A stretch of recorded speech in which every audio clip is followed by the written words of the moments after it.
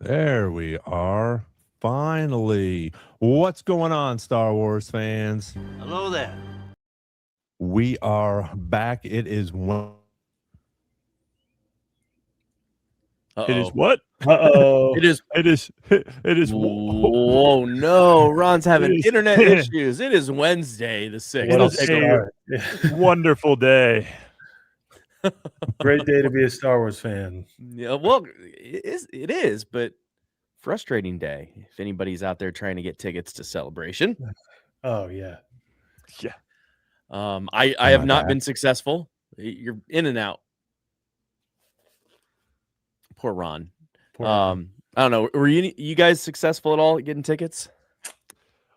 Well, Not I in mean, the queue. Yeah. not in the queue. No, definitely not. Oh. I had 3 different pages open in the queue, ready to go. But I don't know, like last year, or not last year, I guess 2022, which was supposed to be 2020.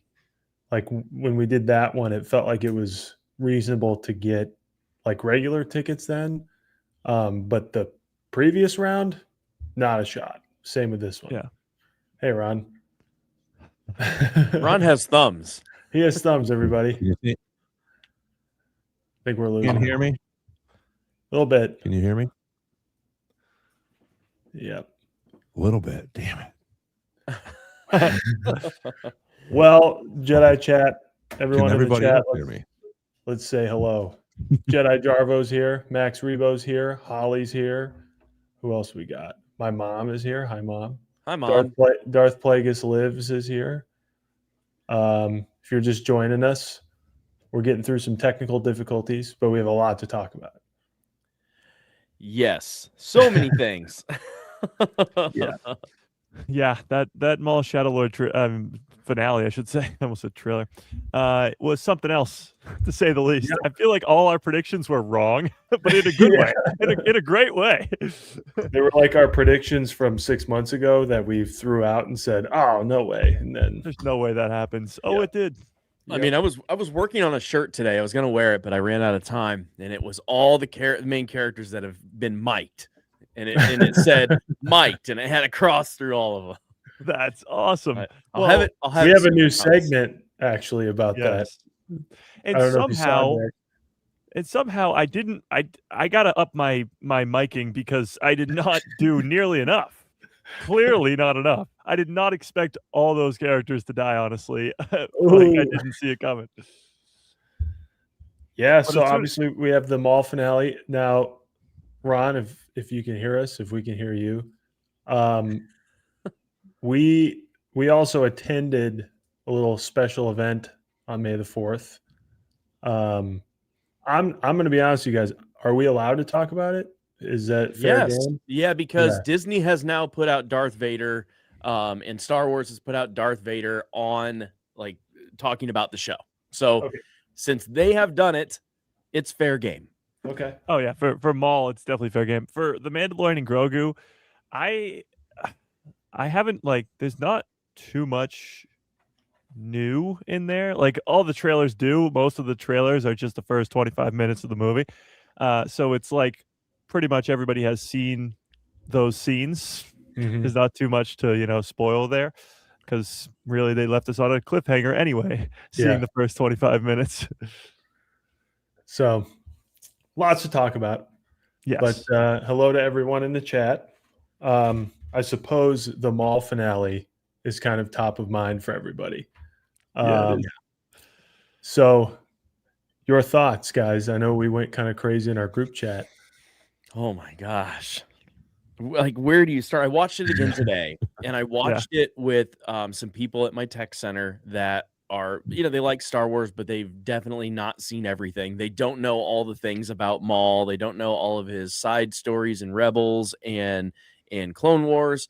So I was like, I knew they were liking the show, and for them to see the last 2 episodes and see their reaction was incredible.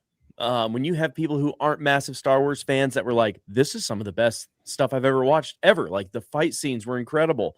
Like, yes, they were. I'm all about it. I give both episodes a 10 out of 10.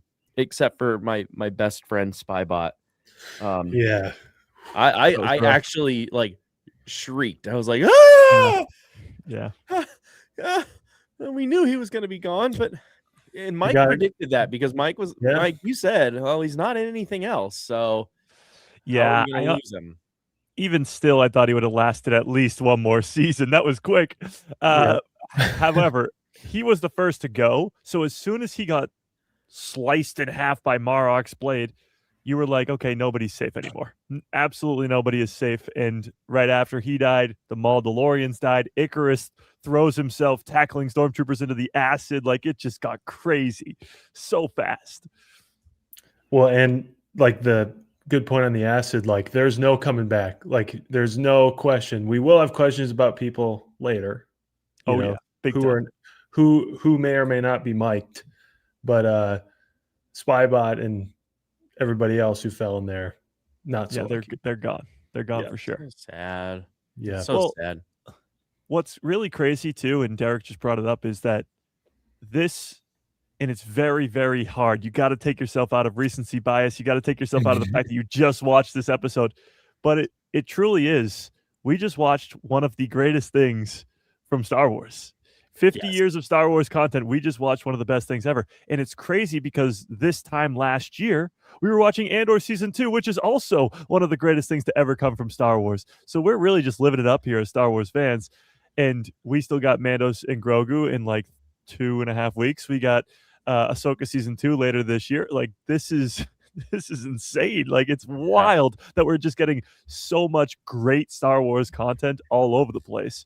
And, you know, I have yet to wipe the smile off my face since Monday because Vader coming on the screen in episode 9, I was like, okay, this is going to be insane. So I lost my mind when that happened, but I was like sitting there waiting to see what these guys were going to think. And all of them went, oh! And I was like, yes, they love it too. Also, quick shout out to Clan Mandalorian. Hey, how's it going? And it looks like Brandon Baker got a Sunday ticket for Celebration. Congratulations. I was supposed to go to Celebration in Japan for my 40th birthday. Couldn't get tickets to that either, so I didn't go. Dang. Sad face, didn't get tickets for this one. So I refuse to cater to these scalpers. I will not do it. I will watch it on TV.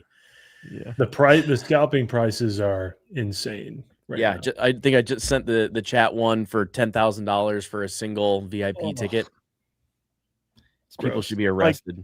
Like, what's crazy is I want to know the numbers of how many people actually made it through the queue that were just buying it to scalp the tickets. Like, just that was the only purpose, because I'm sure it was a way too big number or percentage of people getting through there that just want to scalp the tickets. So I'm already seeing stuff on Reddit of people were using AI and Claude to make their own stuff to get through. It's sad. It's really sad. It's like, and you know, Disney has this massive new partnership with the Savannah Bananas, and they have no problem with their ticketing system. Why can't we just have them do everything? Yeah. And I know it's, you know, it's a different source and it's a different company that's putting this on, but like Disney has the final say on all of it. Yeah. So sad face. Well, I'm very curious to know, because I know the VIP numbers are very low. Like, there's a very limited amount of those, but the adult tickets for just all 4 days have sold out. So how many of those were there? Like, tens of thousands at least. Like, you're talking probably 100,000, and they sold out within an hour. Yeah, especially because it's in LA. So like, and I'm hearing that the single day tickets are like gone now. I'm still in a queue. I'm still in another queue. So what exactly are they doing? Any kind of like waves of tickets, or was it just all on sale today?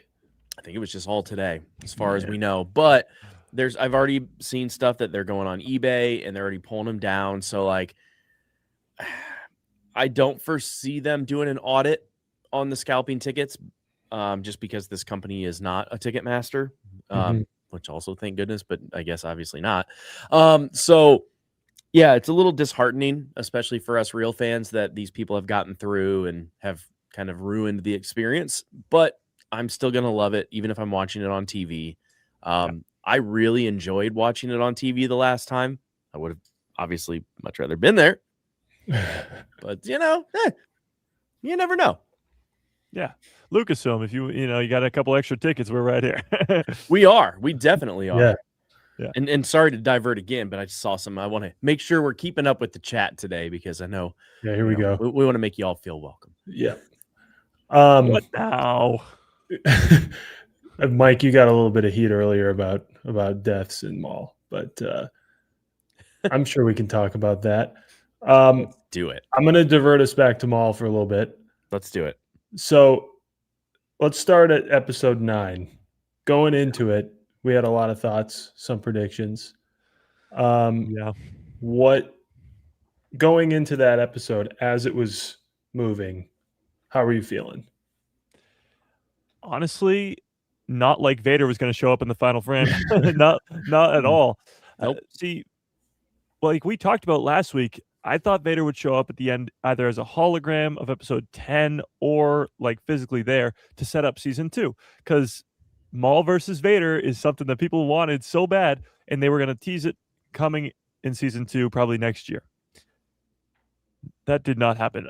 But the Strange Allies title, we did pretty much predict that would just be them all teaming up, which did happen very quickly, actually. And it was a very, very interesting way. I feel like a lot of episode 9 is getting overshadowed by episode 10, deservingly so. But for example, when Devin is having dreams of this person standing in front of a statue and this vision is implanted in her head, and Daki tells us that Maul is placing those visions or nightmares in her head. So that is, to me, pretty much confirmation of the very infamous fan theory that Palpatine was planting the, Padme dying and all that stuff in Anakin's head in the prequel trilogy, which is pretty crazy in and of itself. But also the connection in Daki says it later on in that same episode is that you need to have a strong connection with the person you are doing that to. So Maul and Devin have this strong connection with each other, just the same as Palpatine and Anakin. For sure. Yeah, I thought that was one of the things that you said there was like 9 is overshadowed by 10. I think not only the visions thing, but like how calmly they team up. Like Maul's kind of all for it. Yeah. Maul, as we know him, hates and does not respect Jedi prior to this time in his life. And now he's kind of like, anyone but me sort of mentality. Yeah. And if we team up, and some of his behavior on like, I expected him to view Daki as, expendable. Yeah. But when he's talking to Rook Cass, he's like, no, we need him. Like, when has Maul ever said he needs anybody? So I thought it was a very interesting thing, and they're all kind of on the same page about it. Well, and that line's very important because you could take that a couple ways. Of one, we need him to fight them, but also he needed him in order to flip Devin because he needed Devin to see him die. Yeah. Oh, yeah. And that was the thing. It's like, we have to have him here because he's got to die. Yeah. And he knew it couldn't be at his hand. Yeah. Well, it kind of was. But yeah. Well, I mean, she didn't see that. It's fine. Oh, but somebody did. Yeah. There was 3 witnesses. We'll get to that later, though. In episode 9, though, I agree with you, Nick. It wasn't just that line, though. It was later when they're in the acid sort of pool area, and Daki's like, we have to cross, and he's explaining whatever, and Maul walks up next to him and goes, I agree with Master Daki, and like gives him a little nod or whatever. Yeah. Like they played that up so much in episode 9, like these two and Maul being very open to working with him when you wouldn't think he would, and then all to turn on him in the end. Yeah, and I thought this whole show, I know there's been issues out there with a topic that I don't really like, but like power scaling and all this, like the Inquisitors are really tough in this one, that whole thing. But it added this like suspense that we went into this thinking the second Maul sees Marok, he's pushing him, like slicing him and carrying his body to Dathomir, and that's we were so right? And not the case, especially with 2 of them. And I felt like the whole episode 9, it's kind of like a bit more suspenseful with them right on their tail. And and it was not a great success for everybody all around. They got kind of pinned down. Obviously, they didn't know they were walking in a trap. We didn't know that either. But your guys' thoughts on kind of how that played out? I mean, it felt to me that they were kind of overwhelmed the entirety of the 2 episodes, obviously in the last one, but even right before seeing Vader. I think the suspense was incredible. Like, I think the way that they built that, especially in an animated show, it's one thing to build that with live actors, but how they did it so incredibly well. I still like can't figure out how they did. I mean, it's the music and it's the scenes, but man, the emotion, you forget you're watching something animated. Yeah. And to your point with the power scaling thing, Nick, I agree that the Inquisitors are scarier in this series, but there is still the same old, same old. When Vader shows up, you're like, okay, that guy is way more powerful than these other two. And that's not like even a question. In Rebels, it's the same way. Yeah, the Inquisitors, they go through a lot of Inquisitors in Rebels, but when Kanan's fighting the Grand Inquisitor, he's losing all the time. Like, they don't beat the Inquisitors like it's nothing. And Maul, again, I'll mention it again, is pretty beat up. His leg is all, mangled and well, I guess it's a robot leg, but it's all, hurt. But he can feel it though, right? Yeah, because of the magic. So. Yeah, for sure. Yeah.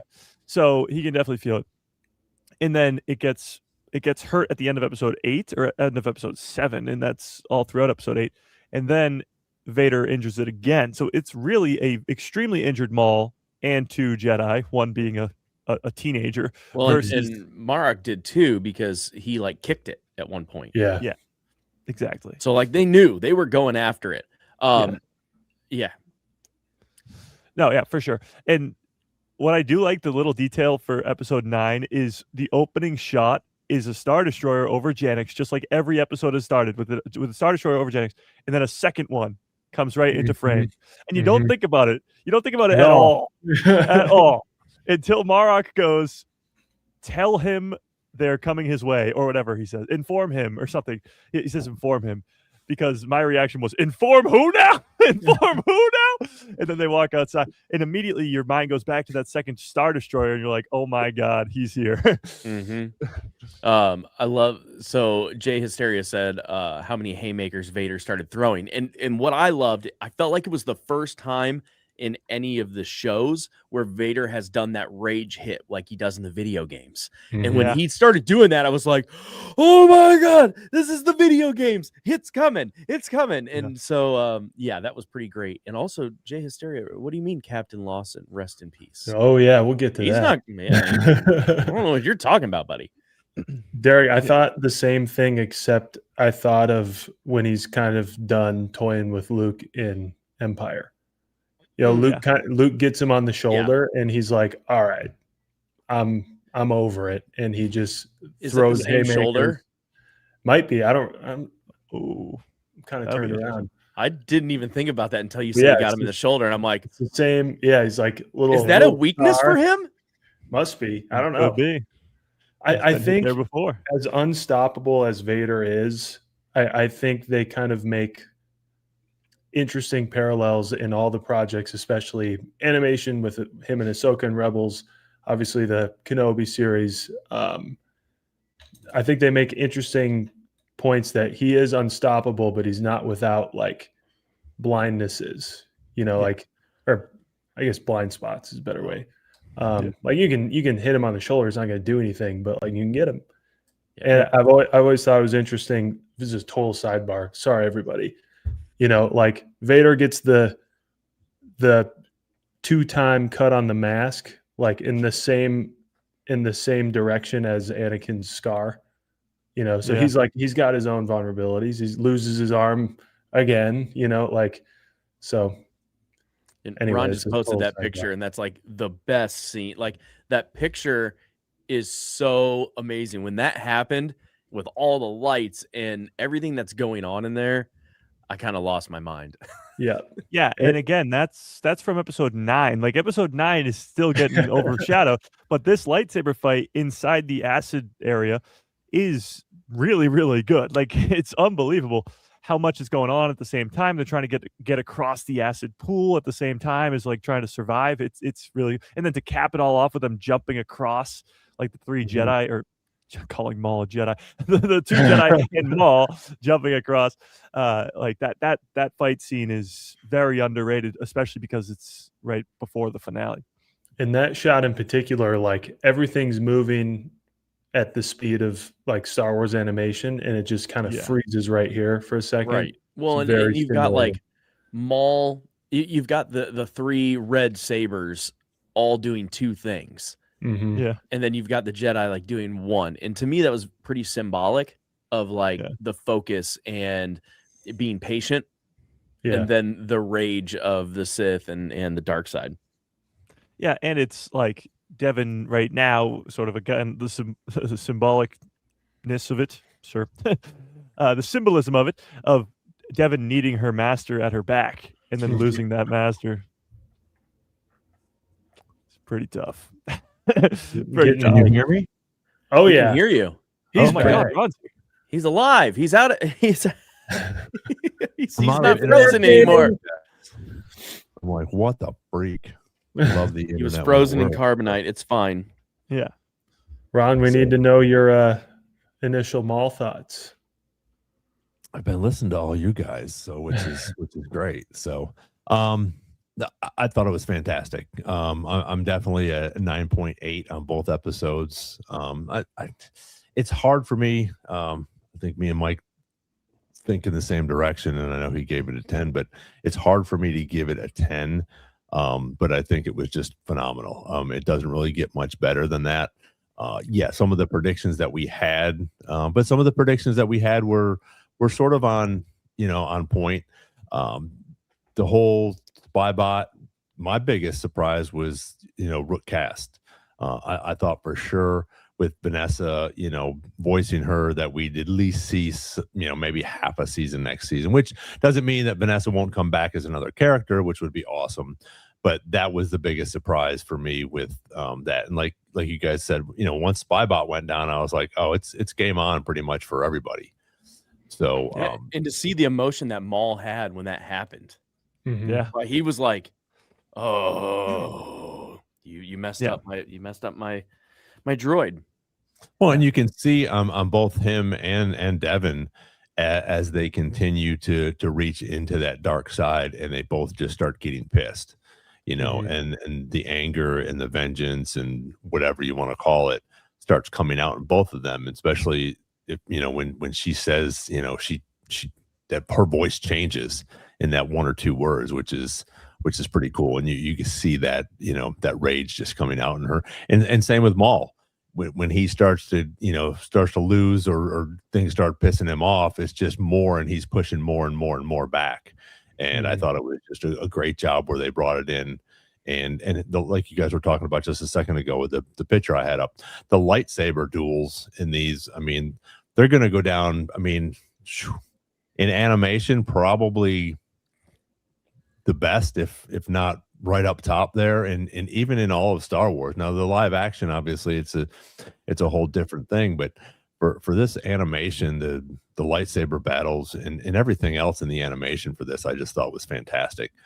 Like Nick, you had said a couple weeks ago, or maybe even last week, the facial expressions and things like that are coming through on these animated characters is just outstanding. And I think they just hit a home run with this.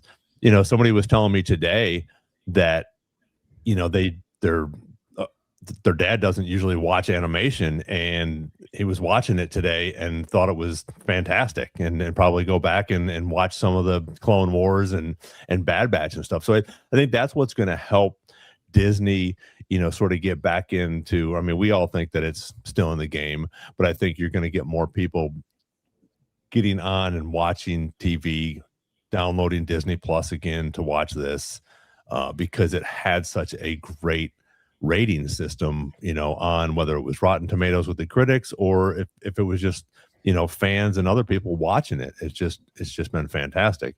And we did get a few surprises. So that's my little breakdown of it.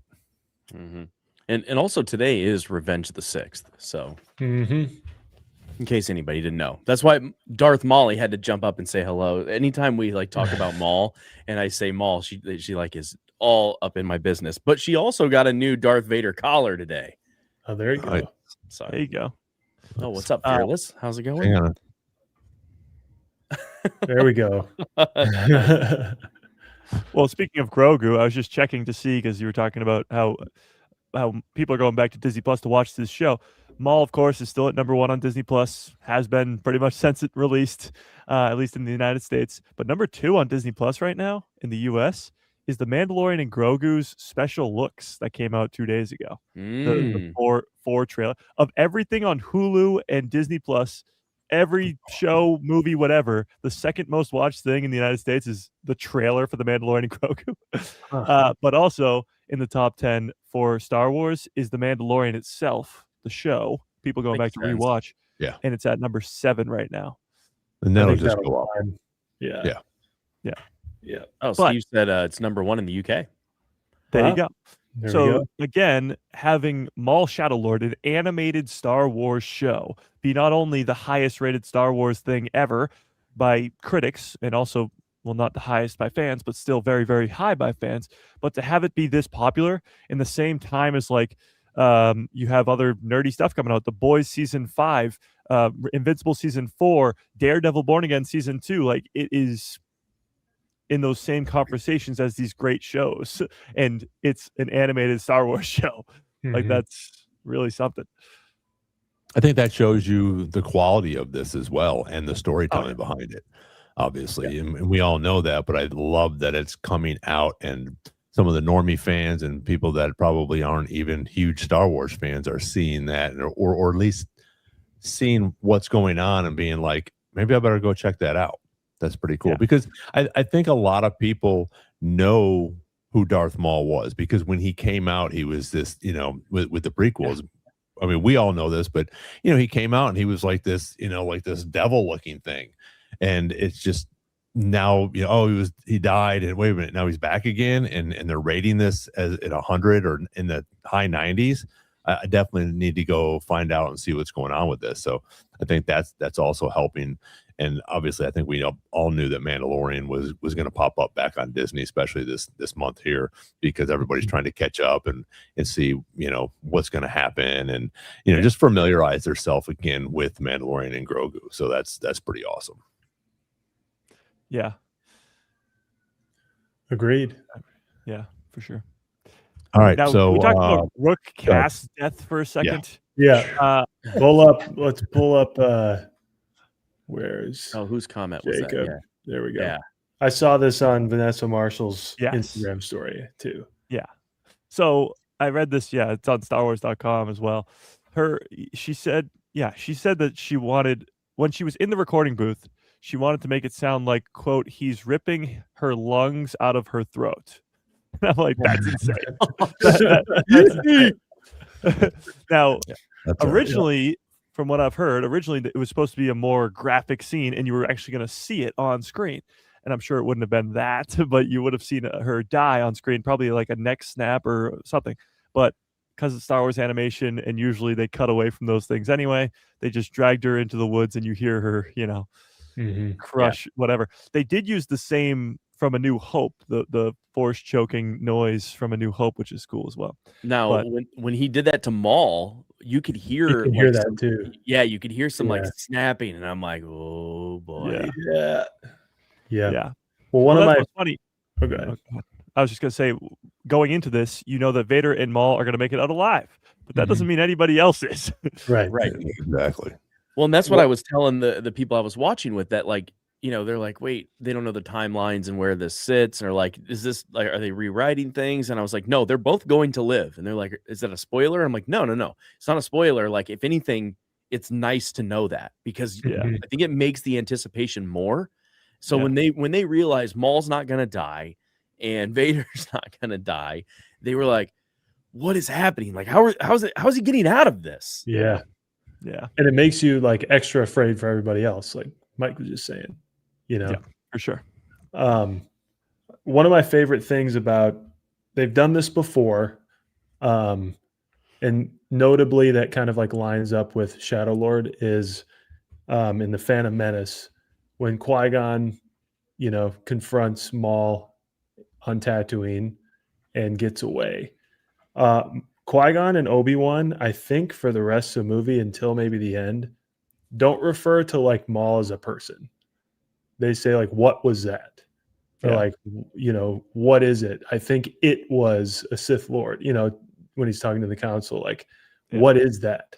And I've always loved that sort of thing. He's not saying that because Maul looks crazy and is a Zabrak. He's saying that because he's encountered something that is not something powerful, kind of like when he says that to Vader. Yes. What are you? Yeah. And then like Rook Cass runs out of there, like there's something in there, and there's kind of like a growl back there. And but yeah, when they're talking about Vader in this, they're like, what is that thing? Like, what was that? What are you? And then some other interesting anecdotes from Maul about, if I'm right, this is very bad, or they're trying to piece it together. And I love that kind of thing. They've done it with Vader a couple times. I think they did it in Rebels, kind of referring to him as like, what the hell is that thing? But I think that it's a cool kind of what you said earlier, Mike. Like the Inquisitors are one thing, but everyone there immediately knows when they're dealing with something different. Yeah. One thing I really respected that I wasn't expecting was how strong they made Maul with the Force. Like we always knew how great of a fighter he was, and in the books he's like this master manipulator, but to see him like lift his hands up and pulling ceilings down and doing all of this stuff and stopping Vader's blade, that was like awesome. A whole new level of Maul that I feel like we haven't seen to that extreme. Well, I was saying this. Really cool. When because Vader did it first, and then Vader goes to swing and Maul did it. I was like, okay, that was pretty badass. Yeah. So what I always see with everything Dave Filoni touches, and it just continues to come up over and over again, is, for lack of better words, fixing the sequels. You see it in The Mandalorian, and you see it through The Bad Batch. You see it through all this stuff. But in Maul Shadow Lord in particular, you have the fight. And the reason why Maul loses to two Inquisitors is because his leg is injured. The reason that Kylo Ren loses to Rey and Finn in the forest on Starkiller Base is because he got shot by Chewie's bowcaster in the hip, in the same hip as Maul is injured. So it's sort of the parallels there. But in this finale, like you just mentioned, the catching the lightsaber blade and then the other person catching the lightsaber blade is right out of Rise of Skywalker. It's right out of what Kylo and Rey were doing. It's right out of Kenobi. That too. But when Rey and Kylo did it, it was super lame. And when Vader and Maul do it, it's the coolest thing since sliced bread. It's Vader and Maul. It's Vader and Maul. Come on. Just saying. Yeah. I mean, I'm not saying you're wrong. Very true. I love this because of what sort of happened with that. So again, everybody was already shitting on it. So it's like, we're just going to pick it apart even a little bit more. So, and that's what stinks. But I think that we're building back up into that. And I think that's what Dave's trying to do with all of these coming around. I think we're going to get into, especially like with Starfighter and Ahsoka and probably even the Mandalorian and Grogu, we're going to get some more information for the sequels so that we can rest a little bit easier knowing that, okay, now we know some of these answers on some of the things that people didn't like about the movie. Yeah, and I wasn't really saying that as a bad thing. I'm more so saying that because now when you watch The Rise of Skywalker and they do that on the second Death Star destroyed or whatever, when they do that where they grab the lightsabers, you're going to remember back to Maul and Vader doing that. So before you didn't have that, and now you do, and you're like, oh my God, remember when that happened with Maul and Vader? So it's just adding more context to it and making it better. Because now whenever I watch Rise of Skywalker, it will forever be different. And that's a good thing. Yeah. Yeah, but that, I guess the only problem then is like, again, how does Rey have that much power? Well, it's a little tough. The dyad. The dyad. Yeah. She is technically still the granddaughter of the most powerful person in the galaxy. Right. And that was my thing with when that all came out and they started doing that with her. I mean, okay, maybe she wasn't trained and, but again, she has that in her. And look at Luke. I mean, Luke didn't get that much training with Yoda. I mean, Grogu took 2 years with Luke, but Luke was there for what, a couple weeks, maybe, if that. And then he comes back and Yoda dies. So it's like he can't learn from anybody else. So he had to, I guess, figure it out in the textbooks or whatever else. So, yeah, I mean, like Rey did. Like Rey, right? Yeah. And Rey trained with Leia in between 8 and 9 for like a year. So yeah. So no, I mean, just thought I'd bring it up. Just thought I'd bring it up. No, it's fine. It's fine. Everything's fine. Yeah. Everything's good. You guys want to do a quick character spotlight? Ooh, We're can already. I guess who it's gonna Yeah. be? Yeah. Actually, I don't know. I was gonna say Vader like easily, but it might not be. I don't even know this time. Let's do it. I'm gonna go with Brandon Lawson. Did we do Brander already? We already did. Yeah. We already you did thought- that. It's Darth Okay. Vader. You thought too hard about it. It's a How new could we- character. We don't know a lot about him. Who is this guy? I think we need a few movies. What Yeah. is this guy? Remember, Maul said, Yeah, "What is are this guy? you?" Yeah. Yeah. I thought it was fitting. It's the biggest surprise, I it's- would say. Joke. Didn't himself. say a single word. Yes. Not a word. That was what I wanted to touch on first, is that that was in something like this for right now. If he's going to come into this season, I'm so happy he didn't say a word. I'm Yep. so happy he was just, menacing, terrifying Vader. And I don't know, maybe I'm just making this up, but I feel like, they were throughout the series, they're kind of like stalemating with the Inquisitors, other than when Maul's hurt and everyone's they're getting ambushed. And then Vader shows up and they are always on their heels with him. And he's just, terrifying. They're in survival mode Yes. the whole Yeah. time. There You is just no survival. offense. It is all survival. Yeah. Yeah. So anyway. What I thought was great about Vader, specifically his entrance, was you hear his breathing before you even see him.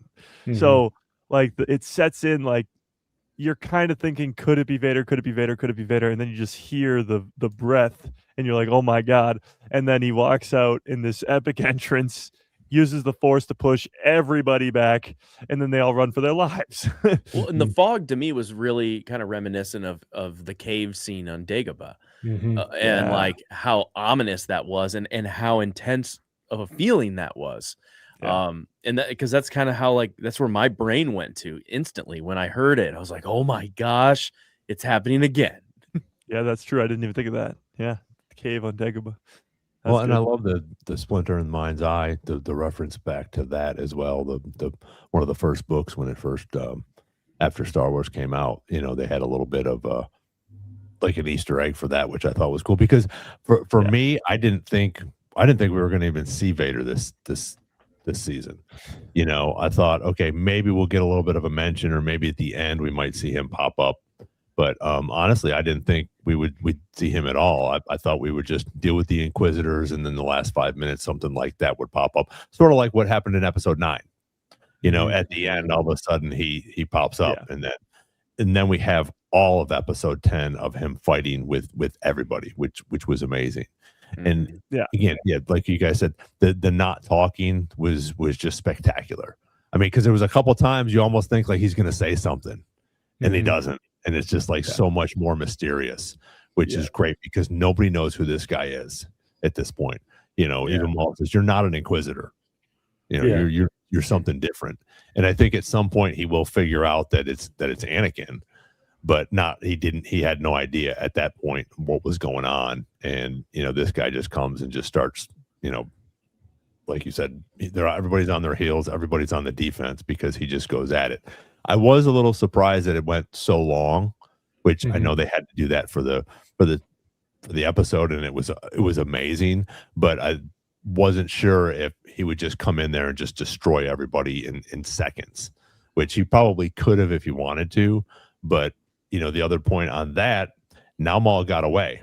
Now Darth Vader has to go back and tell Palpatine that, and Palpatine. Oh yeah, he's gonna be real pissed. Yeah. Jay had a interesting point too. Just imagine what the concept art for these episodes were.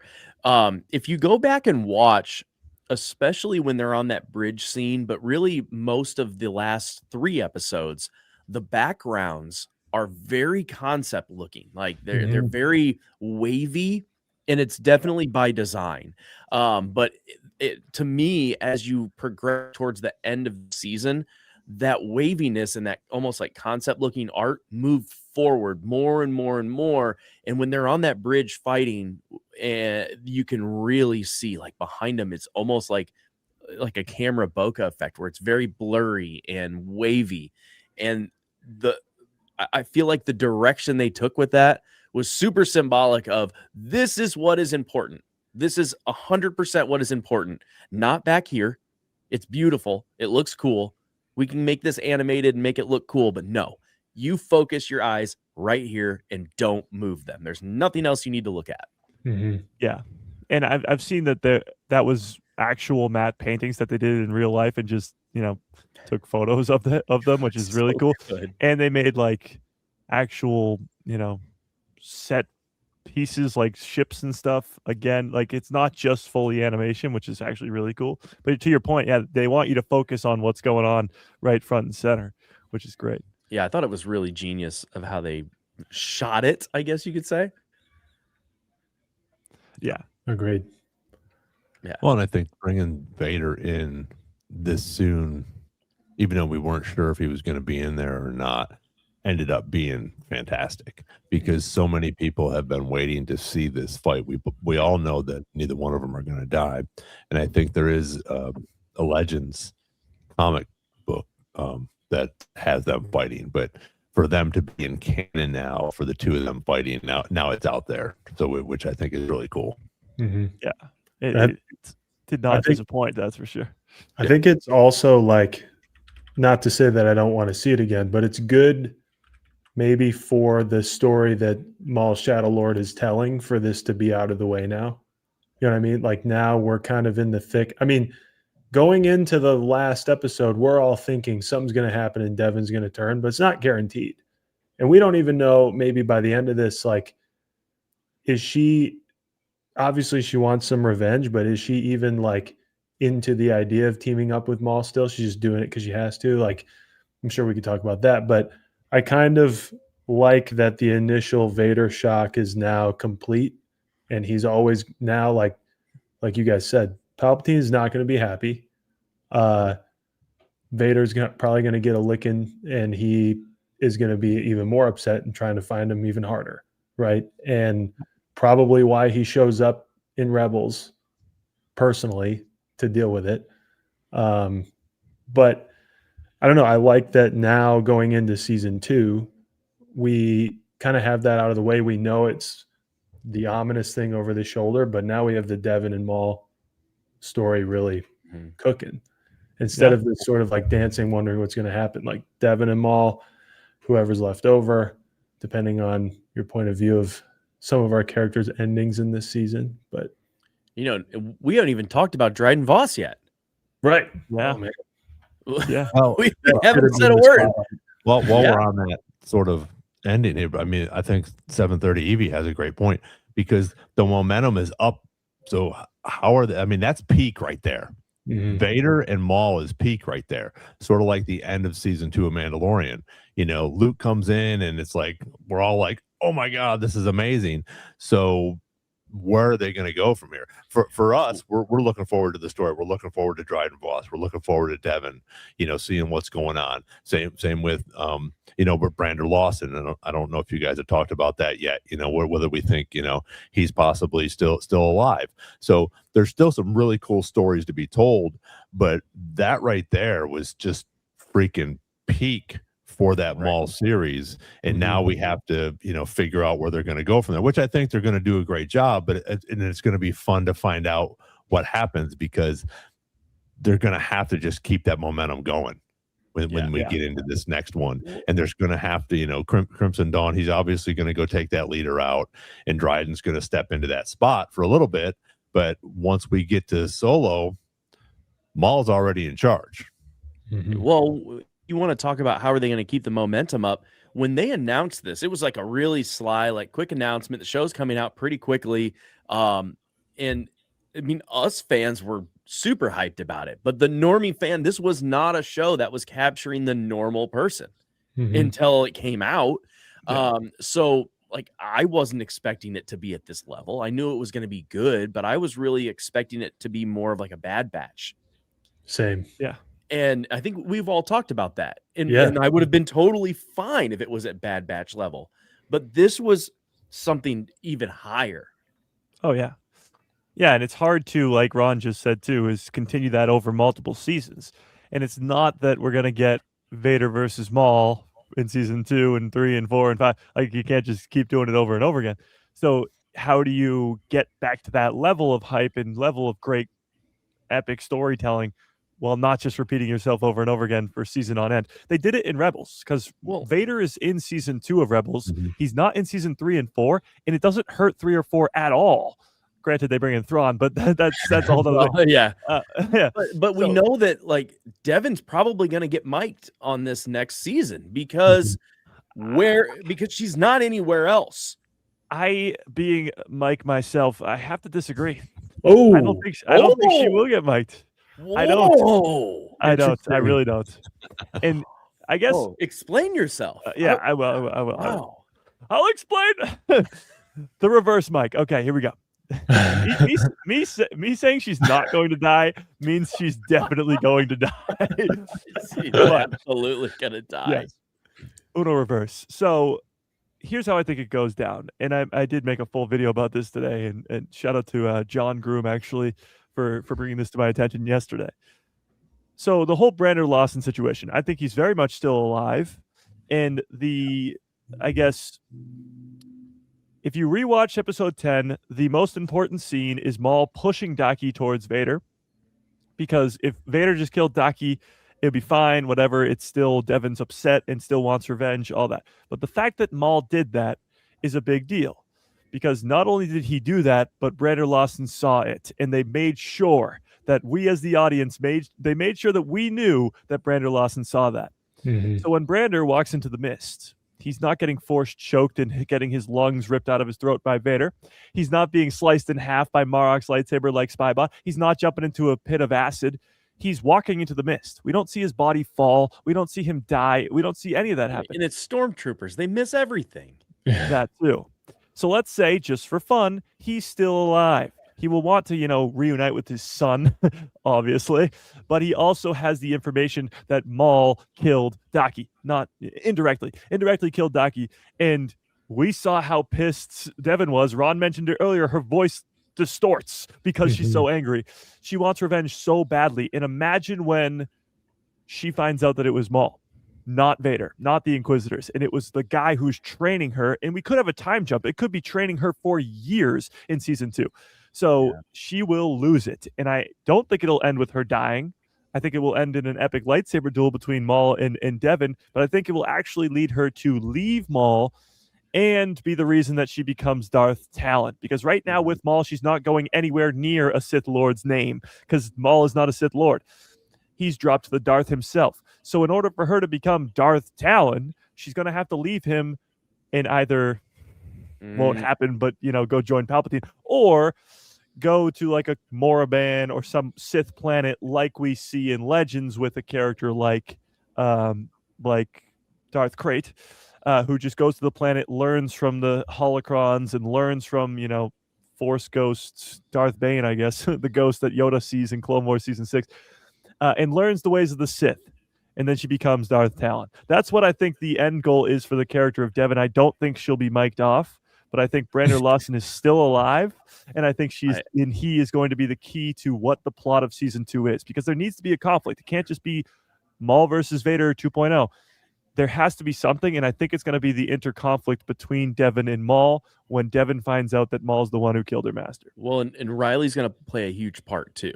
And one thing I also noticed, and I'm sure you guys noticed, and Mike, maybe you talked about this. I didn't get to watch you this week, unfortunately, because I'm just still getting back from traveling, which we'll talk about that too. But Riley, picks up that blaster and it instantly goes to stun, and it's like, because he's a kid, and so like droids or some certain droids and kids are shooting, and I don't know if it's an automatic thing, like maybe it's a safety mechanism, but like to me, like his frustration of not being able to help his father, and then he still stands in and does it with a gun that's only stunning them.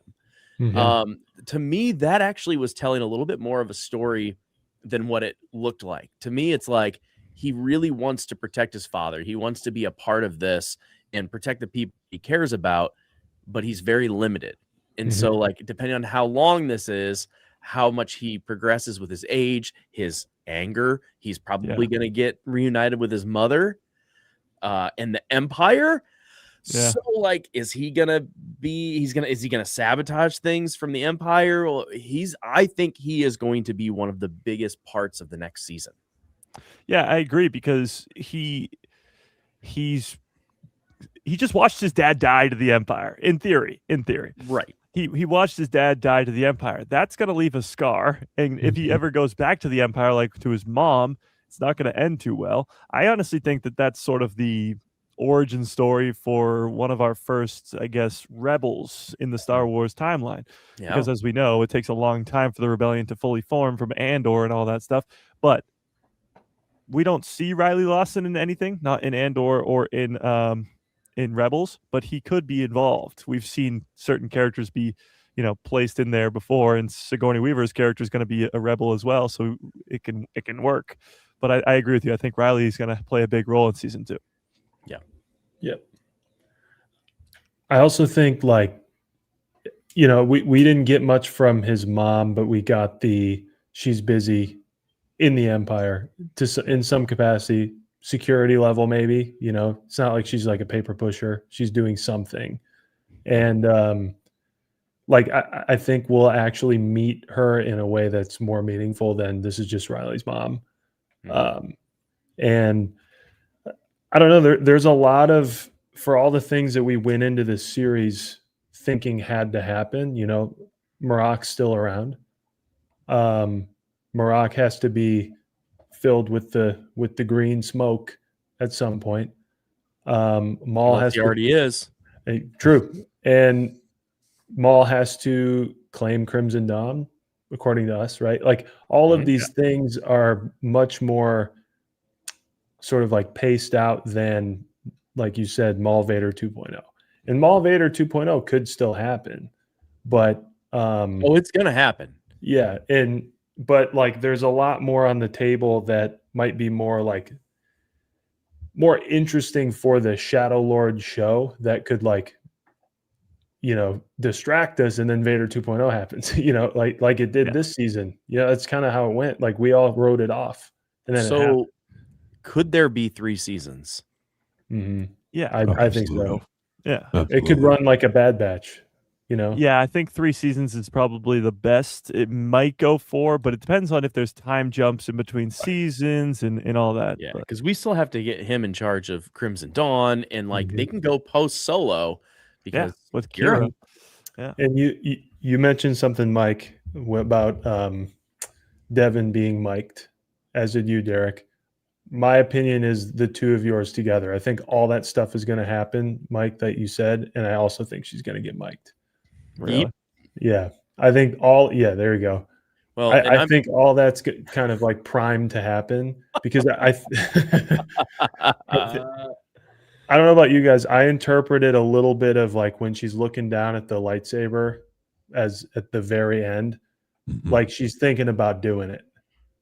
She's like, screw this guy, but okay, I'll tell me what I need to know.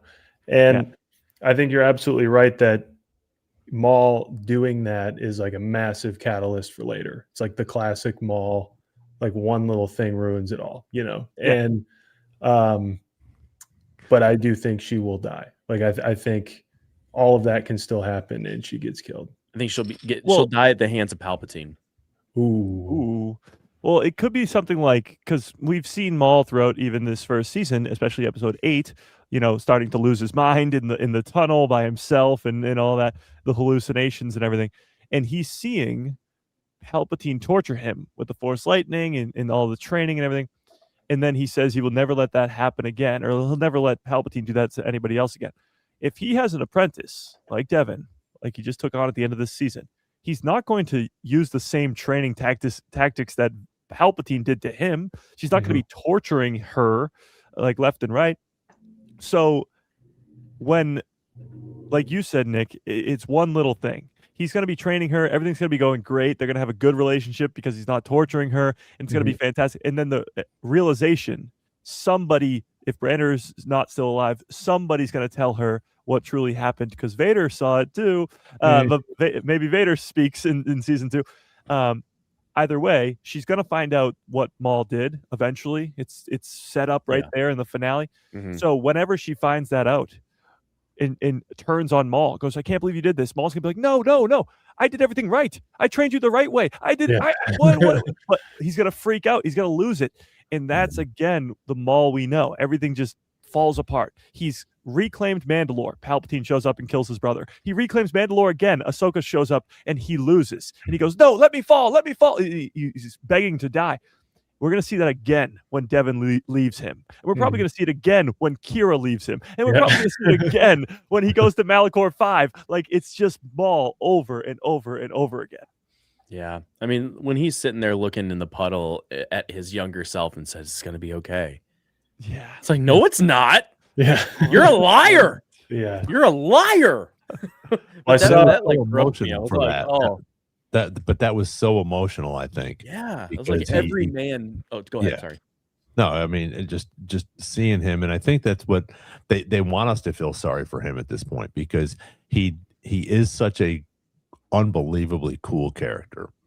And even though he's done some bad shit, I mean, he is the less of the evils in this show, and he is sort of like the hero in this show. I feel like, or that's what they want us to feel. And like Mike was just saying, as he continues he just gets up a little bit more, and then he falls off, and he gets up a little bit more, and then he's back down to the bottom again. And we're all pulling for him. I mean, everybody there was like, okay, we want to see this, and we want to see him win here. I think, at least I was. And I just thought it was so cool how they've portrayed him, and you're rooting for him. And in episode 1 and 2 and 3, I mean, you're not rooting for him, I guess not 2 and 3, but after that, you're not. You want him. When Kenobi kills him, you're like, yes, he was a cool character, but he's dead because he's the bad guy, and now we're all like, oh my god, we're pulling for him. So I love how they've switched that story around. It's almost like you forget that he killed Qui-Gon. He killed Satine. He chopped innocent people's heads off in a random village. He's killed countless people, but yet we don't care anymore. Yeah. Well, they're really pulling back the veil, and like I was kind of mentioning, it's really like this male arc of like the hard stuff that men go through, and then all he's got some redemption. He's trying to do something, then he gets knocked back down again. But at the end of the day, he is a murderer. So But I think it did a good job of like not, this is a bad term, but like assassinating the true like Maul character. I think we're all pulling for him, knowing that like it helps to know his destiny, but like knowing that he's trying to man, I want him to live forever and rule the galaxy. Get out of here. True. Well, knowing that he is not going to get over it, like knowing that I saw a clip of Dave Filoni speaking at like some Maul thing. He's talking about like how to do Vader in this show. I saw like, that. Yeah. And he's saying like a lot of really cool stuff about Vader, but he brings up Maul for a second, and he's like, Maul, like at this point is attempting to like let go of his hate, but he's not going to do it. Like we all know he's not going to do it, but at least he's trying, so we're pulling for him. And then we go like, he's still a bad guy, but like I get it,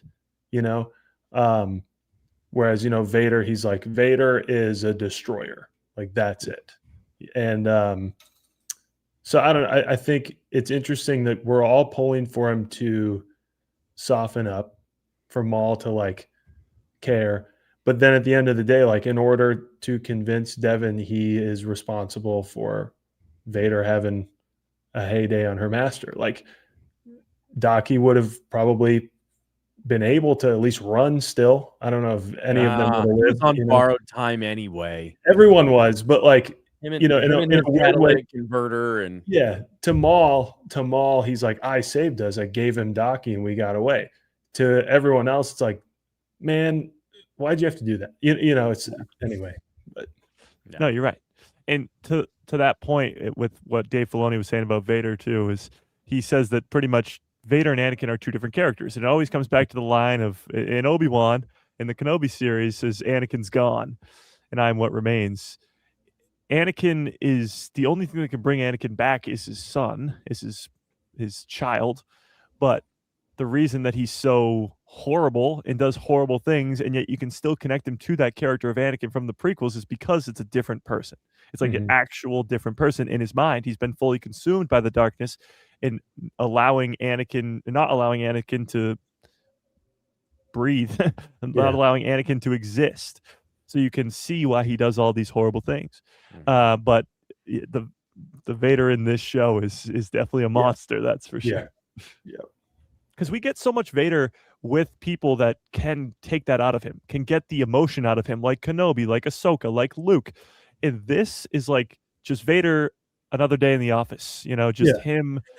Vader in the office. Yeah, killing Jedi, using one hand, barely not breaking a sweat. Like this is just his normal day. And it's interesting, like he probably I guess if we're talking about Vader, he wouldn't have like Anakin feelings about Maul having killed Qui-Gon. But like outside of that, Vader doesn't give a shit about Darth Maul. Like if anything, he like wants to kill him to prove something, but not because he cares. Him as a threat too. Yeah. Maybe not a big one, but some sort of threat because Palpatine, had him. That was his guy before Dooku. And does Vader know the whole story? Right. Yeah. Like, I mean, he was Anakin, and he knows like this kid, like he knows that he came around, but he doesn't know anything else. Maybe. Yeah. Well, he knew that Anakin was being groomed to become the next apprentice. That's what he pretty much tells Ahsoka. Like, does Vader know about Maul? Oh, got it. Like that he was the apprentice. He saw him. He's. Oh, true. Yeah, he saw him. Uncloak in the Phantom Menace, and I'm sure. Does a 9-year-old remember that? Shit, I think I would. Well, he does. I guess my guess. When Maul returns in the Clone Wars, Obi-Wan barely recognizes him. Right. Oh yeah. And not even that. It's like so many years. Even if he recognizes him, it's not like he knows that he was the hand of Palpatine. Yeah. Right. True. So like that might be a thing where Vader has like some recollections or is asking some questions about who is this. Yeah. I would love to see a scene with Vader and Palpatine talking about Maul. Yeah. That would have been great if that was the last scene of the show, like Palpatine being like, "You failed me," and then like getting a little bit of and Vader's like, "Well, who is this dude?" Yeah, I don't even know who that guy is. Yeah, I do think that Anakin Skywalker probably would have known by like where we're at in the Clone Wars. Yeah, you know what I mean, how do I put this? He knows that. I'm sure everyone knows Obi-Wan killed the first Sith in forever. And Anakin's Obi-Wan's apprentice. That's one of my favorite headcanons, that like the "don't try it" from Revenge of the Sith is Anakin like, I can do that thing you did. Who are you? And tries to flip over him. But like, and then when Obi-Wan's like just not gonna not tell him like, dude, this guy that I cut in half is back, and I've got these crazy missions with him, and his brother killed what's her name? Like he would know this guy who used to be maybe a Sith Lord is back, and at this point can piece it together. But true, I don't think he would care. As his Vader. mind is so warped anyway. Yeah, right? I think he'd be like, this is a task I have to complete. Right, like killing Obi-Wan. Yeah, so true. Yeah, I saw something really funny online that was the scene where Maul first fights Qui-Gon on Tatooine, like right before they take off in the Phantom Menace, and on his speeder bike he runs over Anakin because Obi-Wan goes, "Anakin, duck," or whatever, and he and Qui-Gon, sorry, says that, yeah, get down, and he runs him over with the speeder bike. So it says, like whatever what it once was versus how it's going, and it's Star Wars, the giant book, and it was like Star Wars is this book. Yeah. Well, the other thing too was Ahsoka in Clone Wars season 7 when they fight on Mandalore. Ahsoka says something to Maul like, "You should be glad that Anakin didn't come. You would have been done by now," or something like that. It would have been a lot quicker than this. And then when he fights Vader, it's pretty quick. Yeah. Well, and I mean, we knew it was going to be huge, especially with like Sam coming out at the After Dark, and that was, oh my gosh! But this, his statements are like, you're not gonna understand until you see it. It was so perfect. Yeah. Well, that's a good little segue. You want to talk a little bit about what went on while you were more away? than you know. Yes. So everybody, as you might know, I went to the Disneyland After Dark Star Wars night party. It's a party it's a ticketed event.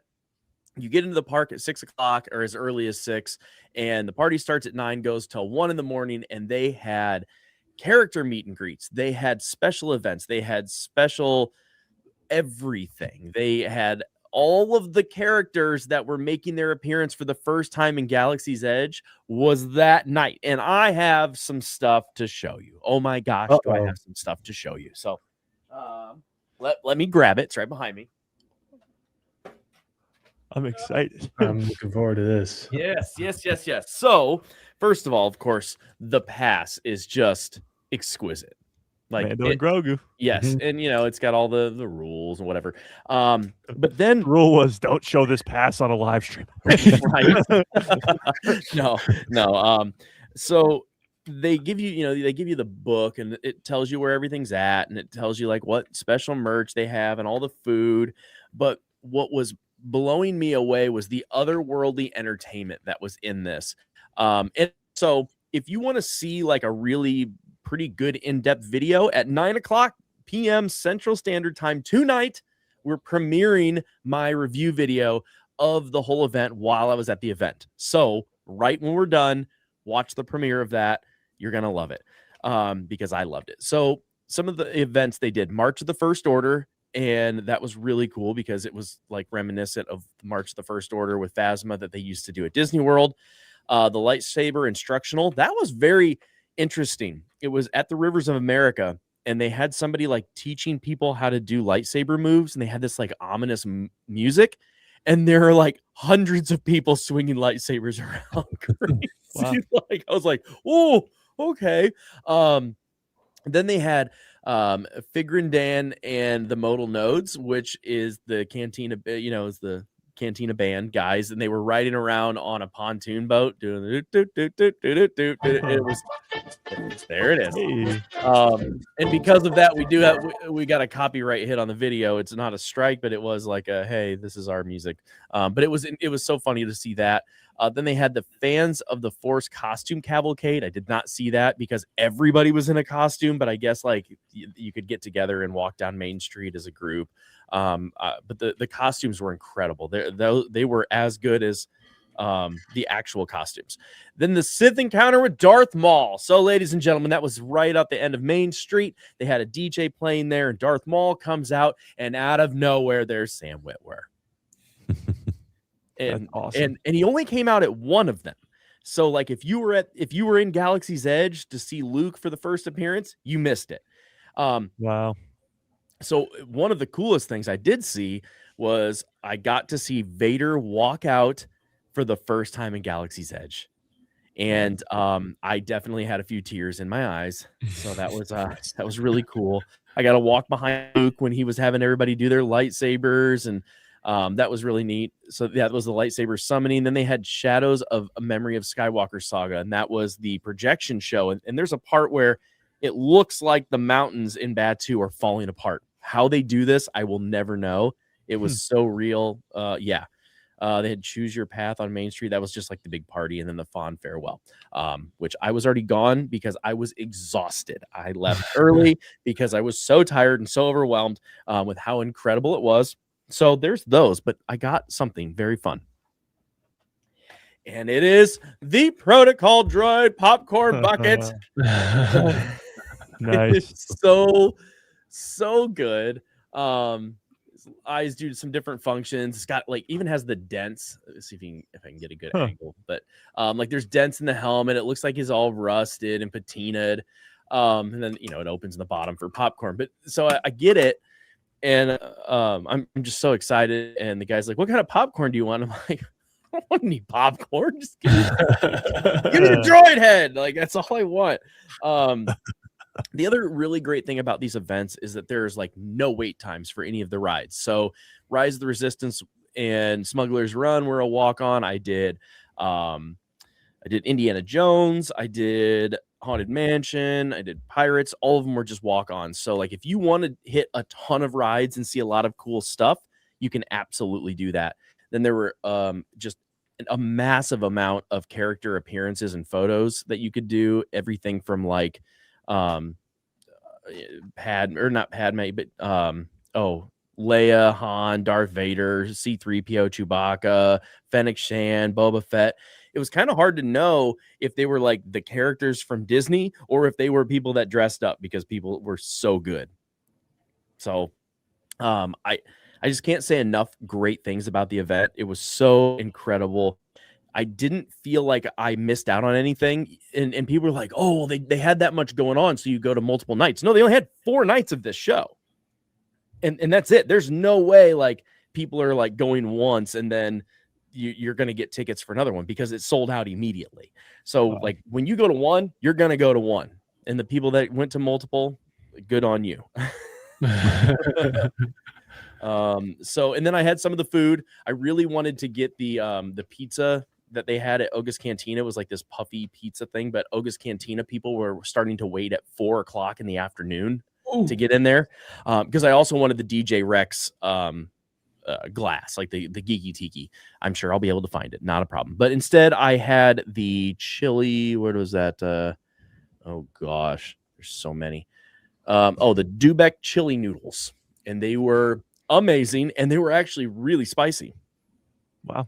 So yeah, I had that, had some drinks, had some blue milk. Nice. Yeah. So good times.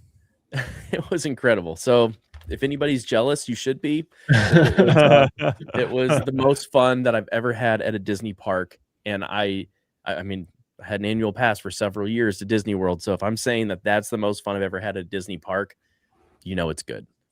Is that a yearly thing, Derek? They are, but this one was so special because it was the introduction of the original characters and new characters to Galaxy's Edge that have never been there. So I think that was the other thing, was the vibe was so great. There was no like people bumping into you and people being rude. Everybody was just so excited to erase some of the crap that they had done. Yeah. I've been seeing a lot of stuff, and that sounds awesome. But I gotta ask about just hearing the OG John Williams score in the park. Yeah, like people have been like, it's like you're in Star Wars because it's just. Yeah. So I have a video. Or like one of the videos is me like walking into Galaxy's Edge when all this is going on, and they're already playing the music. The party hadn't officially started yet, but they were playing the music, and I had to take the audio out just because copyrights and all of that stuff. But like I'm holding my camera, and I went to opening week of both Galaxy's Edge. I went to California and to Florida, and walking in and hearing John Williams music play, it was really emotional because it did two things. It made me think of the first time watching Star Wars, and then it made me think of the first time walking into those parks. And the fact that they mixed those two feelings, there wasn't a lot better that I could have asked for. So like also like, having good company while I was there and an amazing vibe, and just everything was over the top great. That's awesome. That's cool. Yeah, there's not much better things in life than John Williams' score. right. Yeah. I mean, So yeah, one of make the sure you most guys check important that out. characters. He's got a cool video So make sure you guys check that out at the end of the podcast here. It's pretty awesome. It premieres right after, right, Derek? Yeah, 9 p.m. Central Standard Time. So when we're done, people are. I did have some blue milk while I was there. I've had it before. The one weird thing is at Disney World you can get it with alcohol, and at Disneyland you can't, unless you go into Oga's Cantina. And I really, really needed a drink because it was very crowded. And I don't love crowds, even though the crowd was very cool and the energy was great. I don't love crowds, so I really kind of wanted a drink. And so when I went up to order my blue milk, they're like, "Oh yeah, you can't get it with alcohol." And I'm like, "Oh, I guess I'll still take it." All right, whatever. And it's good. It's blue milk. It's fine. That's awesome, Derek. That is so great. Yeah, Did you see Mando and Grogu there? I did see Mando and Grogu running around, but again, it was like there were so many people dressed up that there was a couple Shin hotties that were okay. No, there was a lot of really, really great costumes. Any good looking Jabba the Hutts? There was a guy that was standing behind me in one of the lines that kind of looked like it, but he told me he wasn't dressed up as anything, so I don't know. He smelled like him too. That'd be tough. You got the best costume going on. I'm not wearing a costume. There were some really good Twi'leks there. Yeah, Shin highs. Yes, it was a thing. Yeah. Any Hu Yangs? Any huge wangs? Oh no, wasn't checking that hard. I'm trying to think of some of the really, really good ones. There was a guy that was Uncle Owen because he was on one of the carts. Huh. That's awesome. Oh, or not Uncle Owen, but Uncle Owen's dad. Yeah, the dad from his name's like Oleg or something. Yeah. Okay. So somebody went as him because he was on like the little hover cart things, hover rounds, whatever they're called. That was pretty. Clegg or okay. Klieg Lars. Yeah, that's what it was. Yeah, somebody went as him, and I was like, that's pretty crafty. That was good. There was a cowboy Darth Vader that was really great. Because why not? That's pretty cool. Yeah. My God. So as of 23 minutes ago, all tickets for Star Wars Celebration have officially sold out. Yeah, I know. Oh, I know. Wow. I know. It's great. And that's it. They're not doing another resale. Oh, it does say. It was interesting. Like when we were talking about this before the show started, we had a little group text message going, and some of these scalpers have these prices that are just outstanding. I mean, I will pay some good money for them, but some of the stuff that Derek was showing us was just outrageous. And I wonder if something like that will happen to this, like it has with Live Nation, with some of these concert tickets, where people are just like, I mean, me and Mike were on the phone talking with each other for an hour and a half, just waiting to try to get in this queue, or we were in the queue and it just was so slow. And then all of a sudden it was sold out. The VIPs were sold out.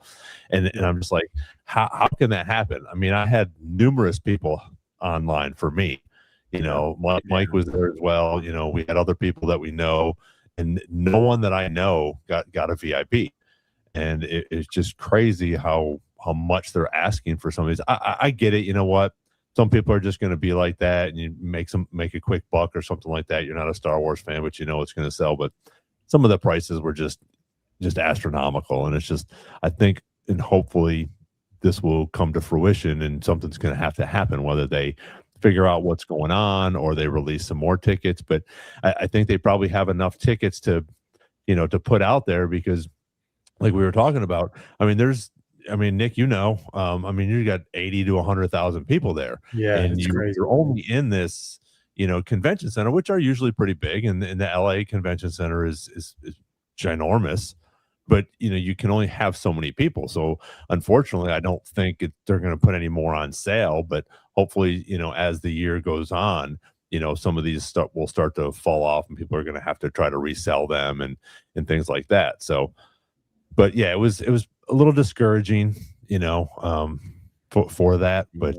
we'll figure out a way to get there and have a good time. Well, what I was going to say is, at the end of this sort of I guess, official message or whatever, this post from Star Wars Celebration themselves. It says, ticket update, Star Wars Celebration is officially sold out. We truly have the greatest fans in the galaxy. And then stay tuned for more announcements in the coming months. So maybe there's a possibility. Yeah. It might be more like panelists and that's what I'm thinking. And they might do something. I mean, they're going, because it's going to make the news that this happened again, even worse than Japan. And I'm just waiting for them to do some kind of thing. Mike looking at Nick drinking water. He's got to stay hydrated. It's a lot of work. You drink a lot of water, and I always think whenever I like take a sip of this water, I'm like, nobody else ever drinks on these live streams, and then Nick pulls out a gallon of water. I have a cup every. That's true. Episode. Derek does. Yeah, but you know, tonight I'm actually indulging, so you know why not? I put that vision in your head, Mike.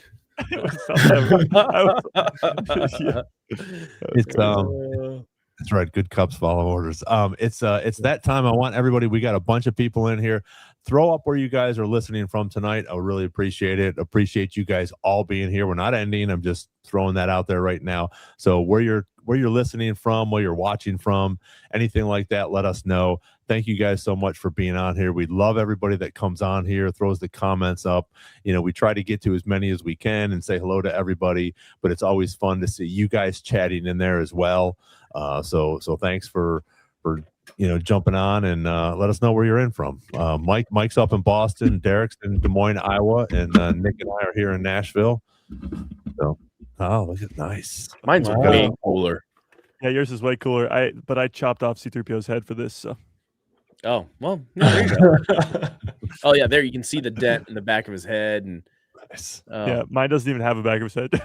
Oh, Fearless is in Germany. Where at in Germany? I used to work for a company that was based. What time is it, Fearless? Yeah, geez. Thank you for being here. Middle of the night. Yeah. Steve, Jarvo, thank you guys for being here. We got a couple of UK people. Did everybody get celebration tickets today? No, Did Chopper. Did you get tickets, Chopper? Chopper Base, did you get tickets today? I'm interested. Did anybody? Yeah, that's a good question. Did anybody get tickets today for Brandon said he got a few for Sunday.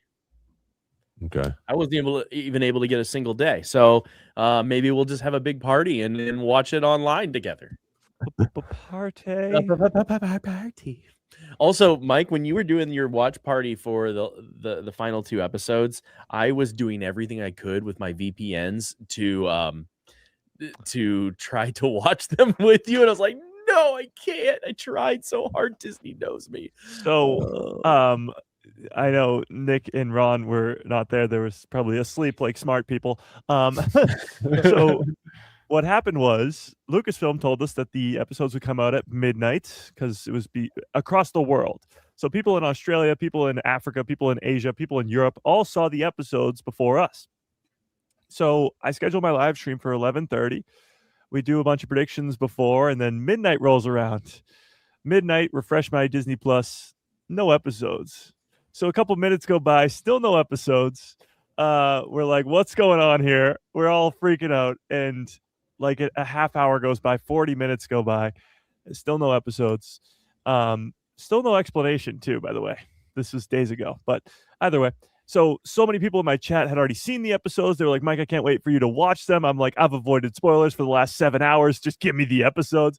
And then they were like, download a VPN, Mike, download a VPN. And that was, the death of my live stream because I did. And then my live stream broke and shut down. And then, so then we went back live again at the normal time. I deleted the VPN and we went live at 2:30 in the morning, 2 hours later, and watched the episodes. And thankfully the episodes were really good because I forgot all about it, but it was quite frustrating, and I still don't know to this day why they lied to us. Well, now I kind of wish I would have hung out. I was like, I dipped because I think I said hello, and then I was trying to get the VPN. I'm crying in my sleep, and I'm like, oh. I was losing my mind. For the 40 minutes that went from midnight to 12:40, I was I was singing. I was losing. I was losing it. Dang. Now I feel bad. It was great. It was great. No, that was might have said some things about not getting a FaceTime from some Manzellans, but I don't regret a single word. I don't think any of us did we?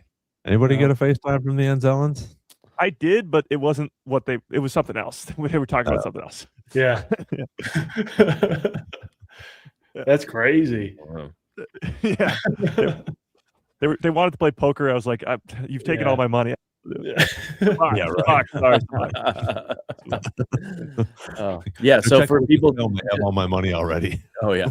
For people just joining, I did already give my recap, but you can go back and watch it. But the full recap of me actually in Galaxy's Edge for the event is going live here in just over 30 minutes. It is going to be a premiere, so please watch that. It's on this channel. Yeah. Wait, is it on this channel? This channel. Oh, okay, cool. Yeah, no, it's not on my channel. I'm not good enough for that. I actually did it for y'all. I was a nice guy. I was a nice guy. There they are. Oh my God, they're FaceTiming you, Ron. I wish. That would be awesome if they did that right now. I'd put it on here. Bad baby. Mhm. Yeah, I was saying so. Go ahead. The other day I was on the Main Street Electrical podcast with my friends David and Jen, and we were ranking the 12 Star Wars movies, the main 12. And we did this last year and wanted to see if it was any different this year. And I did say that like the only reason that Rise of Skywalker went in front of or went higher than The Last Jedi was or whatever that one was because of the Anzellans. Babu. I love me some Babu Frick. I don't care what anybody says. I love me some Babu Frick. And that may be a little thing, but the Mandalorian did sway your liking of the sequel trilogy. Yeah. I really want somebody to pull out a bigger cup of water than Nick has right now so badly. Just like Derek has like a whole water jug. You guys ever seen Breaking Bad when they steal the barrel of methylamine? That's what I'm gonna haul in here next time. I know I got something in here that could be good. I don't know. I'm just gonna start drinking out of this guy's head. Mike's gonna go find there you go. Good drink out of C3PO. To all of our viewers, we're kind of all over tonight, but you're with us, so yes, we had a bunch. We got that. What is happening tonight? This is the best episode ever. I mean, I had Mike had some help. Is that for your basketball team? What is going on? It's just I don't know. I saw it in the corner of the room. Drink out of it. You can't say we don't have fun. Yeah, I do it off stream, so it doesn't look weird. Yeah. Oh, we need a Grogu salute. Yep. The Grogu salute. We don't do that here. Wait a minute.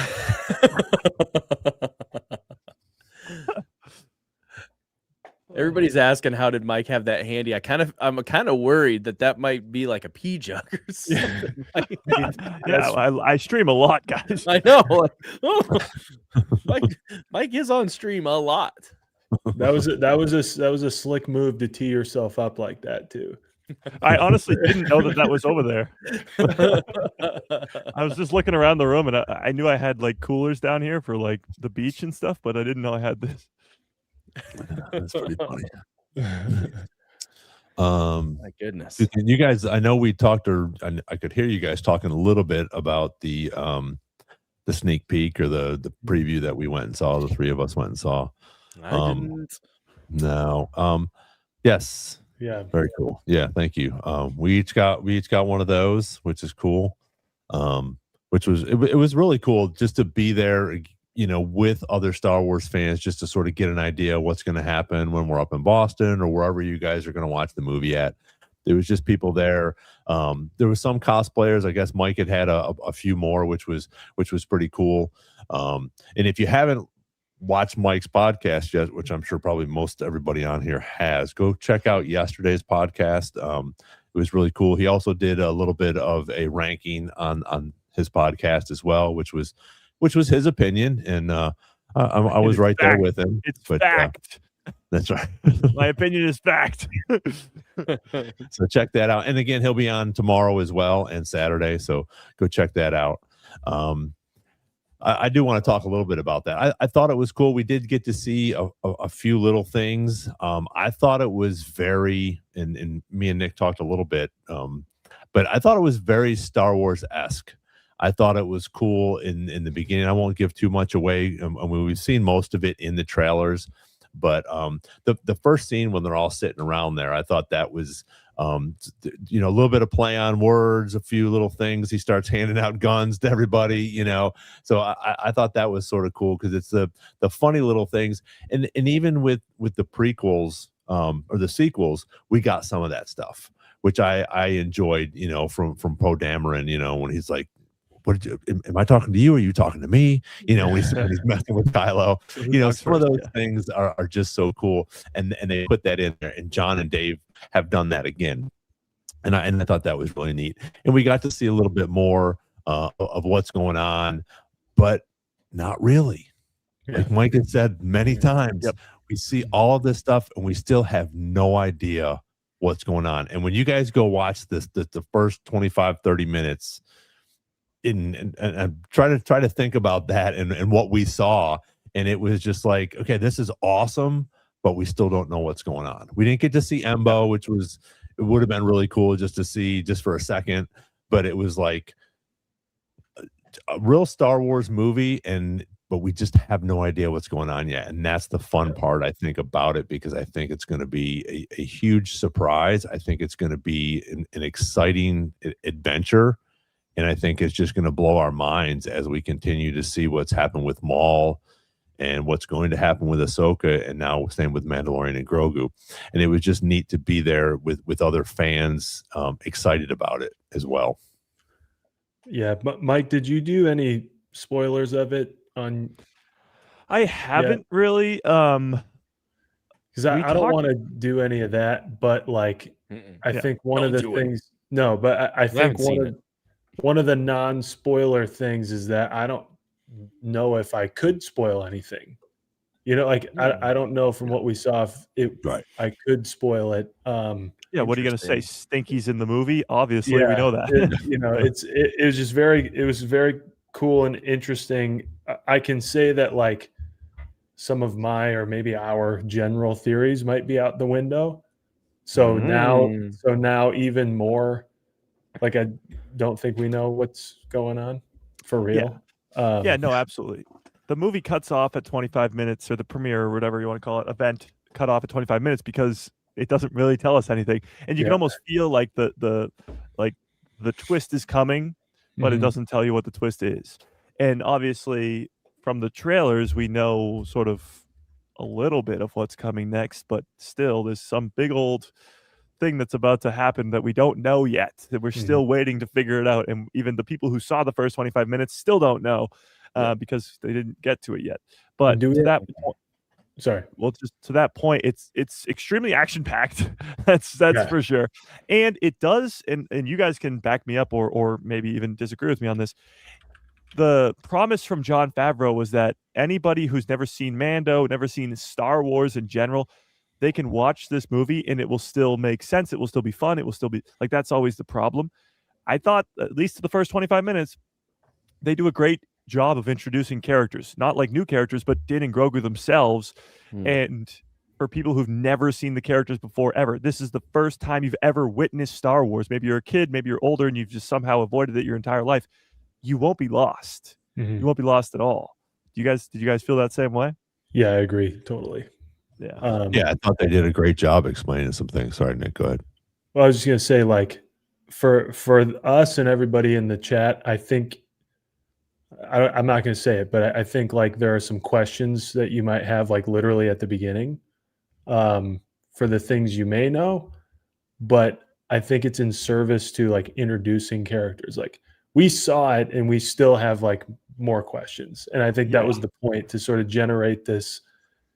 We were all going to see it many times anyway, but to generate this buzz of like, well, now thanks for that. Now I'm like, I need to know. Because ultimately I have more questions than when I went in, but I think for the general audience, there's no worry about, who's in this movie, what's going on, because we're all on the same page. the four of us will start. Oh, sorry, Mike. Get back there, Mike. The four of us, I feel like I've watched Mandalorian several times, and we still, are going to be wondering what's going on. So, well done. Thanks. Appreciate that. There you go. Do you have to move your 10-gallon water cup to get over there? So you have to put a 1, a 2, a 3, or a 4 in there. So you can put that on the pee jug.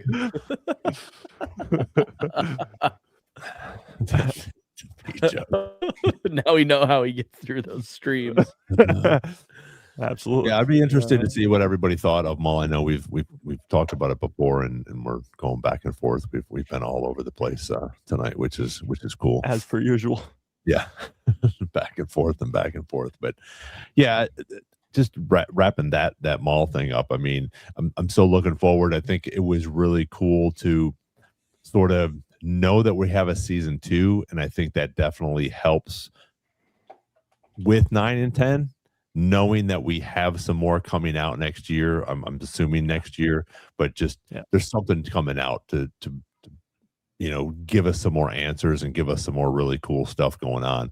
Where I think if they didn't say anything about it, we all would have still loved it, but we might have been a little bit hesitant of are we getting a season 2? What's going on with that? So I just thought that was sort of cool.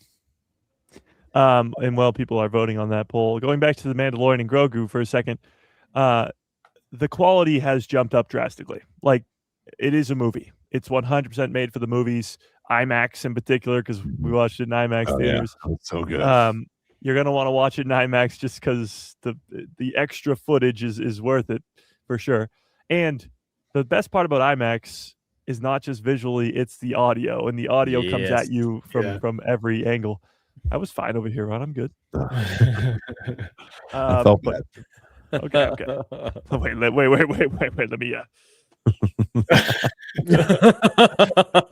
Okay, now we're good. This needs to be a shirt. This has to be on the shop. We need to put the jug next to me on the shirt. But no, the quality is so much. Like, not to say that the show on Disney Plus, as I'm watching it back again, is very high quality, but you can already tell that there's less volume. You can already tell that there's more practical sets and characters like puppets and aliens and all that stuff. Of they really went for it. It's a full budget movie, and from what I'm seeing, because some people have actually seen the movie fully, like early test screenings and stuff, from what I'm hearing from those is that people are saying that this movie is much more like season 1 of Mando than season 3. And I think that for a lot of people who didn't like season 3 will be happy. They'll be happy to hear that. And also they're comparing it more closer to the original trilogy vibes than something like the prequels or even the sequels. So it is that more grounded, down to earth, which season 1 was. Season 1 of Mando is the closest thing we've gotten to the original trilogy since the original trilogy. Yeah, this chat is getting out of hand. But the Mandalorian and Grogu movie is going back to its roots with that original trilogy stuff. Well, I think that makes sense for what you had said earlier, Mike, that there's probably going to be a significant number of people who do need a little introduction to these characters and to what's going on. So to do that in the vein of like classic Star Wars is probably always best. Kind of like Force Awakens, I know got a lot of heat for the pacing and how similar it was to A New Hope, but like that was a great and fun Star Wars-y feel way to introduce these people. Granted, they were introducing them to everybody, not just us, but I think it makes sense. First film back in a while, grounded in the Star Wars-y feel. As Ron said, it was very Star Wars-y. Like and that's a good thing. Ron, I don't know if you can bring it up, but the latest trailer for the Mandalorian and Grogu movie, it was on YouTube at 35 seconds. I think it was yesterday. Yesterday. If you could get it up, that'd be awesome, because it's 100% teasing Din Djarin's death left and right. Yeah. Oh yeah. it's quite the trailer. But yeah, I think because as Nick was saying that, I was like, how do you compare it? He's comparing it to the Force Awakens and the original trilogy, but it's like it has the feeling of Rogue One, but it's not like every character's going to die at the end, except for maybe Din Djarin, because that's what this trailer is doing. Yeah. Keep talking so I can try to look at it. Yes. So Din Djarin's going to die 100%, and you'll see it in this trailer too. And maybe they're teasing it too much to make you think he's going to die, and then he doesn't. But a lot of the trailers already have been like him saying, "This child will live years beyond me." Him saying like, "Go ahead, I'll be fine." It's really hard when the chat is right there. You guys are making it far more difficult. But yeah, Din Djarin's getting mic'd off is what I want to say. Especially after watching Maul, going back to it, and all the deaths that happened there that we didn't see coming. They're not shying away from killing off pretty important characters. He's going to get mic'd. Yep. Should put that on the poster. Yeah, right. We'll make our own posters. I can totally do this. I can totally make this. Do it. We got to make mic drop shirts. Oh, yeah. Yes, for sure. You know what I found today? And this is completely off topic, but this little tin right here, full of Mando Season 1 trivia. You guys want to do one? Yes. Yeah. They're actually really easy, but here we go. We'll do it. No, then I'm not going to get them. Okay, well, it's like this. It's like this one is, well, there's 2 on each. So the first one is, for 1 point, how old is the child? It's still not even named Grogu yet. So 50. It's a multiple choice answers, but I won't give you the multiple choice because they're so easy. But the second one is, what signet does the Mandalorian have on his right pauldron? The Methazone. Mudhorn. Oh, Mudhorn, yeah. yeah. Yeah. Get out of here, Yeah. Ron. You lose. You lose. You're off the show. They're very easy. Actually, wait. Which planet did Mando finally reunite with the creature looking for her husband? Where he was eating the. Yeah, that's a season 2 one. So maybe this is season 1 and 2. babies. Do we remember the? I can give you the multiple choice and you'll get it just because one answer is way easier than the other. A is Alderaan, 2 is Tatooine. Or sorry, B is Tatooine, and 3 is Trask. Trask. Oh, it would be Trask. Yeah, it's Max the only Rebo one. had that. Max did he? Rebo had that right away. Yep. All right, let's see. Yep. Where does Pelimoto live? Oh, it's not planet. It's like city, I guess. See, these aren't easy. Get out of here. Yeah, come on, man. Well, the top one on it is easy. That's like the thing. That there's 2 different ones on each. One question is, what's the texture of the Mudhorn egg? Harry. It's furry, yeah. Yeah. I don't know when I got this, but it's coming in handy right now while Ron tries to find this trailer. I think I got it. I'm just trying to pull it up here, and I don't know if I'm going to be able to get sound on it. Then there's just random ones like, how are messages often delivered to characters in The Mandalorian? A, letter, B, hologram, or C, phone call. I wonder. Oh, here we go. Is this what we got? All right. I was struggling over here. I don't know if we're going to get sound, so I apologize. No, we're not. Oh, Dang. It's all right. I can do it. Din Djarin is going to die. That guy right there, he's gonna die. Oh my god, his greatest mission where he dies. I kind of do know the words to this, so I could do it. Hang on. Could be his last. There you go. Yeah, go ahead. Well, and like, what's his name? That crime lord there in the Lord Janu. That's our first sort of good look at him. And he sort of talks about how he says he's collected the most dangerous creatures in the entire galaxy. That's what he says. Yeah. It's Stalin. The Mandalorian will die, I think is what he says too, right? It's pretty scrambled on my end. Can you guys see it? Yeah, he was just pausing it, I think. Oh. There's Din Djarin dead on the ground with Grogu holding him.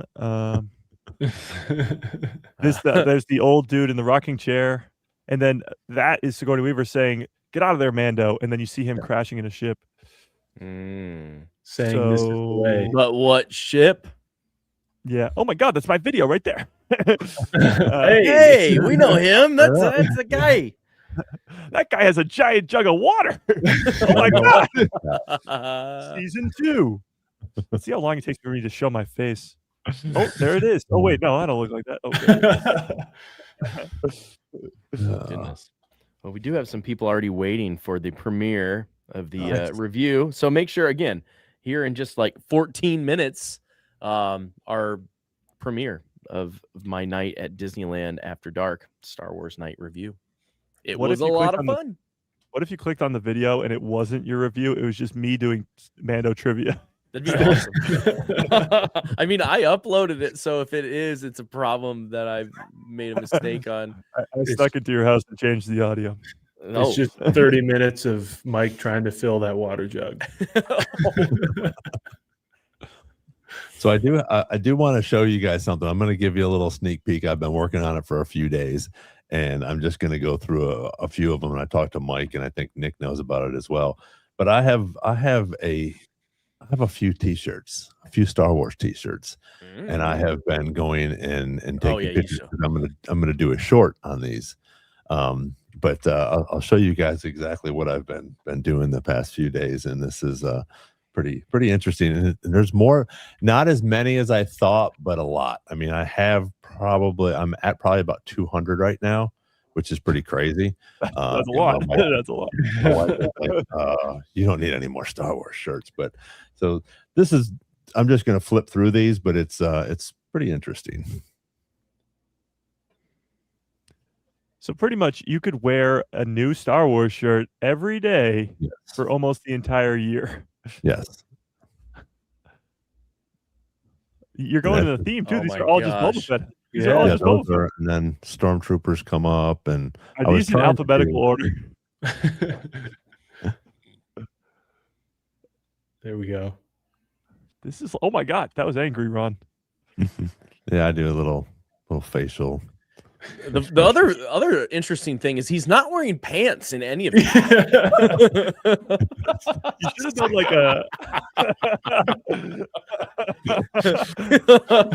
That's why we keep Derek around. You should have done like a picture book where you were just like. They said there's no underwear in space. Just do a. Yeah. Should have done a dance move or something. Oh, it should have been like Grogu, like this. So you're one shirt like this, one shirt like this, one shirt like this, one shirt like this, one shirt like this.